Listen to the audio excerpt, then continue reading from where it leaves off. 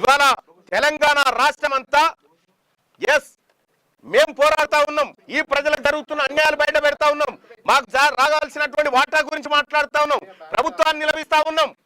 ఈ ప్రభుత్వం మా సలహాలు స్వీకరిస్తా ఉంది, ఎక్కడైనా పొరపాట్లు జరిగితే సరి చేసుకుంటా ఉంది. ఈ ప్రభుత్వాన్ని మేము ప్రభుత్వంతో పోరాడుతా ఉంటే నీకేం బాధమ్మా? నీకు ఉనికి కావాలంటే మీ నాయన దగ్గర అడుక్కొచ్చుకో.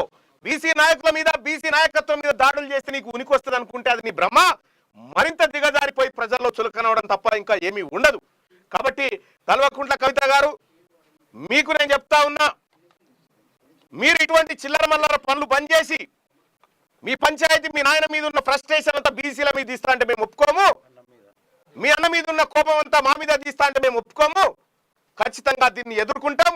రాజకీయంగా ప్రజాక్షేత్రంలో ఏం జరిగిందో ఈ రక్త మడతలతోటే రేపు ప్రజల దగ్గరికి పోతా ఉన్నాం. చూస్తాం ఏం జరుగుతుందో. ఖచ్చితంగా మేము నమ్ముతా ఉన్నాం.